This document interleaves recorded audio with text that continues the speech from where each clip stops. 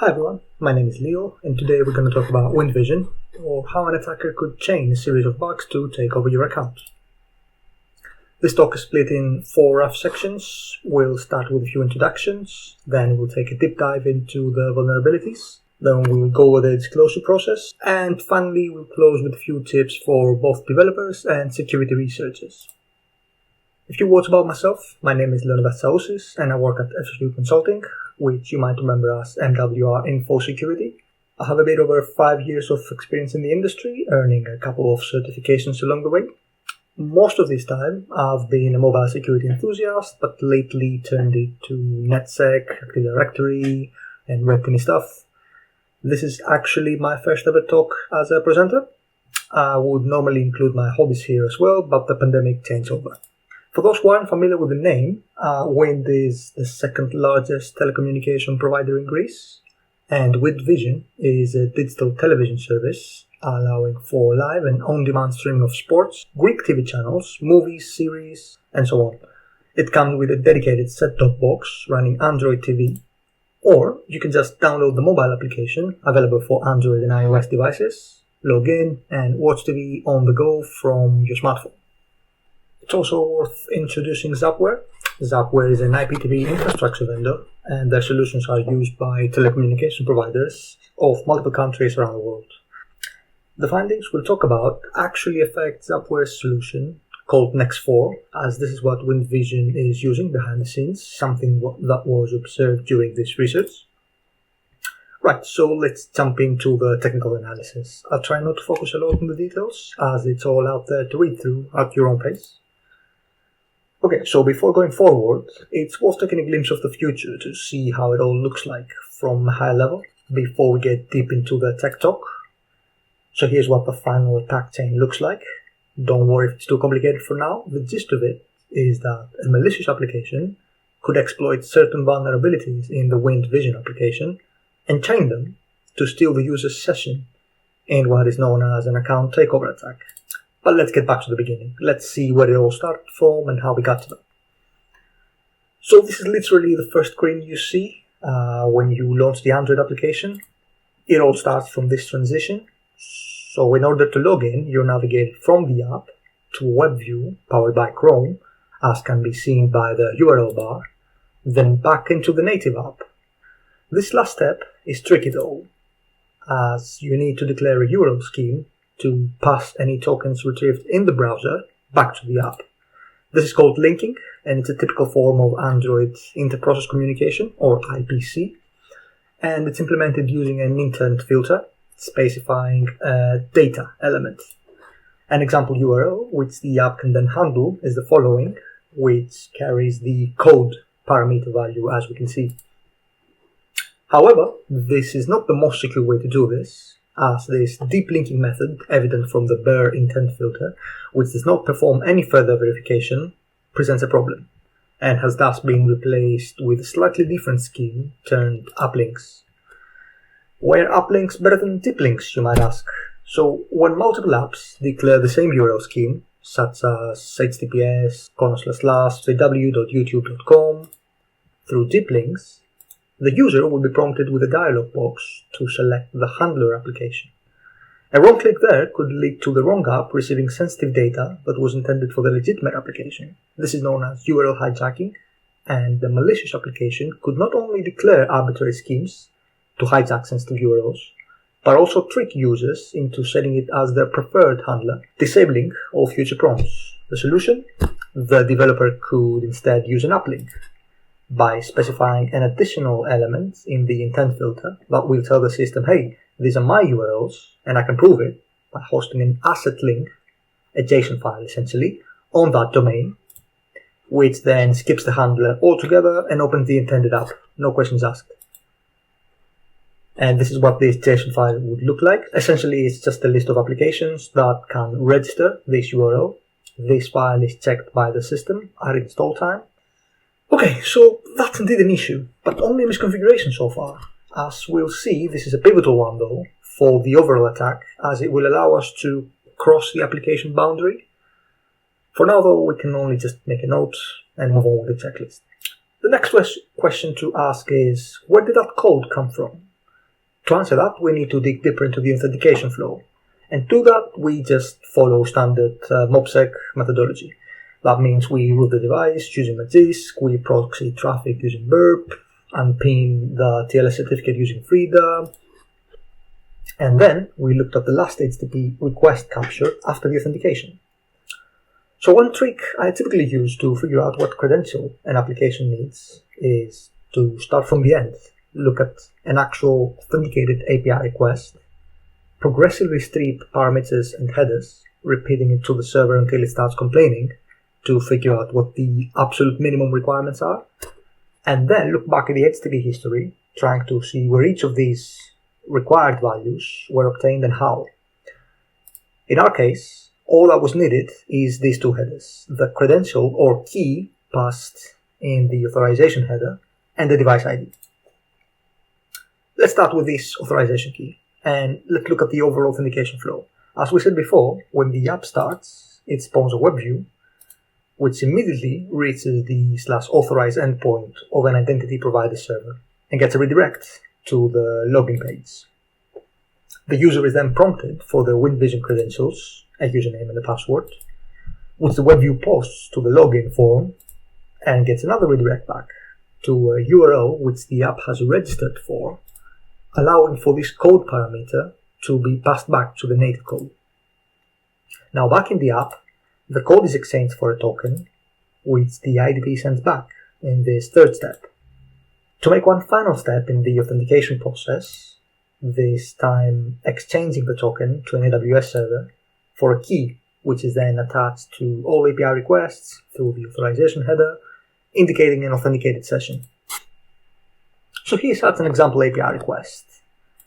The key, along with the device ID header, which is probably a hardware identifier, is sent to Win's GraphQL API server. And that fetches user data, such as the user's favorite channel, etc. So this is it. This is what a normal authentication flow would look like, end to end. But if you remember, in the third step, where the code is passed between the app and the web view, we found that the URL hijack is possible, in which a malicious application could steal this code from the WinVision app and exchange it for a rogue token and then a rogue session key, which can be used to reach the GraphQL APIs and get all user data. Why is that even possible? Is it a vulnerability in the authentication protocol? And what is this protocol we've just seen anyway? After doing some research, this turned out to be an OpenID Connect flow, in short OIDC, with an authorization code grant. So OIDC is related to OAuth 2, and it has had its fair share of troubles in the past. As Mozilla explains, OIDC abuses OAuth 2 to perform authentication, as OAuth 2 in itself is an authorization protocol. And while this is not necessarily a problem, if used in the wrong circumstances, it can lead to vulnerabilities. And this is a very common mistake, with such vulnerabilities reported all the way back to 2012. This is why a security extension to the protocol was eventually standardized, called PKCE, or PKCE, to mitigate the threat of authorization code interception. And this is a threat prevalent to mobile apps, such as WinVision, where the authenticity of the initiating client cannot be guaranteed. To do so, PKCE describes the creation of two additional parameters, a state and a verification token, which work as a CSRF token of sorts. It's initially sent to the IDP server as part of the authorization request, then resent at the later stage when requesting a token, and this essentially allows the IDP to check if both requests came from the same client and that no codes have been intercepted.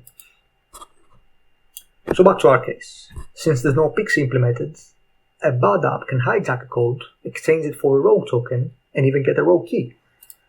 Can we use that key to appear authenticated to the API server, thus achieving a full takeover? The answer is no, as we still have this device ID header which the server needs, so we're stuck. There's still a missing piece. To find out what this is, we once again went back into traffic analysis, and eventually figured out that the GraphQL server only accepted requests with a valid device ID header, that is, one that has been previously uploaded after a registration process. So we, as a malicious application, can therefore either create and register our own new device ID using our rogue session key, simulating the registration of a new device, which could unfortunately replace an existing device, as Wind only allows up to 4 smartphones to be registered for streaming, something the user would probably notice. Or we could just guess an existing, previously registered device ID and use that in our rogue requests. So after decompiling the application and examining the relevant code, this is how the responsible function looked like. And this is how it actually looks like in a form that makes a bit more sense. We can see that it all boils down to a media DRM object instantiation, which only accepts a constant UUID value. And then the getPropertyArray method of this object is called, which is again also passed constant value. So as we can see, there's no real uniqueness, there's no randomness involved. This is a function we can just copy into a bad application, execute on the same device as the WindVision app, and always get the same value, which means we can essentially regenerate the device ID for the victim's device on demand. Okay, so it looks like we've got all the bugs we need, so let's take a step back and see how we can put it all together. First, we'll hijack the URL and steal the authorization code. Then we'll abuse the insecure OAuth2 flow chosen to get a rogue API token. We'll reproduce the device ID for our victim device to attach in all subsequent API requests. And finally, just demonstrate our account takeover chain with a scary toast notification showing some personal data or whatever. So we need such an example API request for demonstration purposes, one that fetches something small, not too sensitive, but still personal, to make a good POC, a good proof of concept. This means we're back into burp. So while looking in the burp log for a juicy API request to perform for demonstration purposes, we see this one. This was literally the first one after authenticating. Can you see anything funny? So at this point, I was wondering what this master pin code was. But if you remember from the previous slide, WindVision has this maximum number of devices restriction, and the user should be able to change these 4 active ones from somewhere within the app, right? That was indeed the case. The user can manage the devices from the application settings, choosing devices/accounts, type there this master pin code, and then go to device management, where they could just remove, rename, etc. the active devices. So while not necessary for the account takeover chain, as I ended up using the names of the registered devices for the demonstration, this handling of the master pin code is bad practice and doesn't really offer any sort of security to the solution. In any case, time to write this bad boy. So this is what the project looked like of the malicious application we coded. On the left, we can see the URL hijacking functionality using the intent filter to declare the same URL scheme as WindVision and steal the code. In the bottom right segment, we can see the functions that executed the API requests needed to go from a code to a token, and the actual function that reproduces the device ID. And in the top right, we can see some covertness to essentially call the real application WindVision in case anything goes wrong, which is how real malware will behave. The code for this proof of concept malicious application can be found online on F-Secure's GitHub repositories to play around with. The app is now patched, and the update enforcement mechanism in place might stop you from using an older version, but you might be able to bypass that. So we found the vulnerabilities, demonstrated how they can be exploited, coded an example malware application and all, but how possible actually is all that? One could argue that this isn't realistic, as they would have to have a targeted malicious application installed on their device, which should have survived Play Store's defenses in first place, and that they would never fall for that wrong choice in the handler if prompted. To answer the first question, we should keep in mind that we, as users, are very unlikely to scrutinize all the features of each application we install, and even if we would, we've seen reputable apps turn to bad ones whether intentionally or through a security breach. So there's realistically no way to be 100% sure. As for the second condition, there are hundreds of cases in the news every year of malicious apps spotted and removed from Play Store, despite the security team's efforts and all the robust defenses in place, purely due to the volume of apps. Play Store was actually recently found to be the main distribution vector for malware. So, all in all, relying solely on Play Store wouldn't prevent this attack. But what about our own defenses? This is what the POC application looked like on the handler, and as we can see, the attacker has control over the icon, the title, the subtitle, making it very easy to match the victim up. If you're wondering which is the correct option, I could give you a spoiler and tell you it's the loud one. It should now be more obvious why app links were invented, and that is to keep users safe, free of such dilemmas. Actually, just to give you an example of how this performs in real life, every time I found an issue like this in a client engagement, I make a similar POC malware app for demonstration, and I go around the office and try it with colleagues to see which one they would pick. And it turns out 90% of the times they pick the wrong option, and these are experienced security consultants. Okay, so let's now describe the disclosure process and what came with it. So I put my white hat on, made a formal report describing all the issues that I found, a full POC video, provided detailed remedial actions, and sent all that to both Zapware and Wind. And then I waited. And waited some more. As is the case with the situations, it eventually took almost 5 months to go from initial contact to a patched application being released.